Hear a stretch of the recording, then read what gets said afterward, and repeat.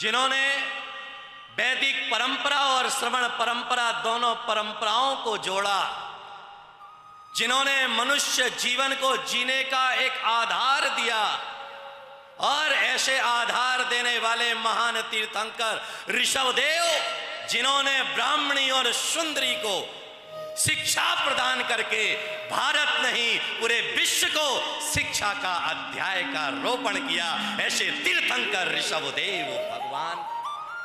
क्योंकि तीर्थंकर ऋषभदेव की कुल वय 84 लाख वर्ष पूर्व थी। कितनी? 84 लाख वर्ष पूर्व। इतना लंबा समय जीने वाला अगर कोई तीर्थंकर है तो वह तीर्थंकर ऋषभदेव हैं। और जहां 84 लाख वर्ष पूर्व तक केवल तीर्थंकर का जीवन काल हो, उसके बाद 23 तीर्थंकर और हुए, यानी जैन परंपरा श्रवण परंपरा का असंख्यात वर्ष पुराना इतिहास हमारे सामने प्रस्तावित है। तो आज जब असंख्यात वर्ष पुराना इतिहास जैन परंपरा का उद्भूत है, उस परंपरा का ही अध्याय आज तीर्थंकर ऋषभदेव के माध्यम से यहां पर प्रारंभ हुआ। क्योंकि आज हम जन्म लेकर के यहां पर बैठे हैं, तो जन्म लेने के लिए शिक्षा जिन्होंने हमें नाल काटने की जो शिक्षा प्रदान की, वह तीर्थंकर ऋषभदेव के पिता नाभिराय के द्वारा प्राप्त हुई।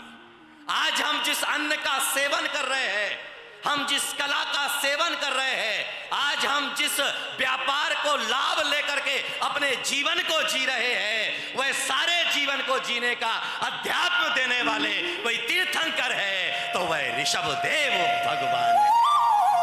और याद में रखिएगा कि वैदिक परंपरा में कहा जाता है कि शंकर जो है हिमालय पर विराजमान है, और श्रवण परंपरा में कहा जाता है कि तीर्थंकर ऋषभदेव ने कैलाश पर्वत से निर्वाण को प्राप्त किया।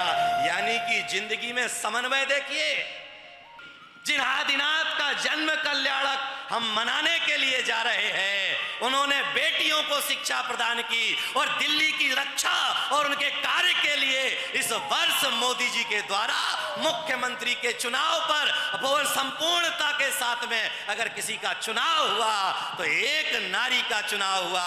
यानी कि निश्चित तौर पर जो है रेखा जी के हाथ में वह बागडोर आने के बाद निश्चित तौर पर दिल्ली के हालात सुंदर से सुंदर बनेंगे। केवल दिल्ली केवल सुंदर ही नहीं होगी, दिल्ली जो है वह अध्यात्म और जीवन से भरी हुई हो।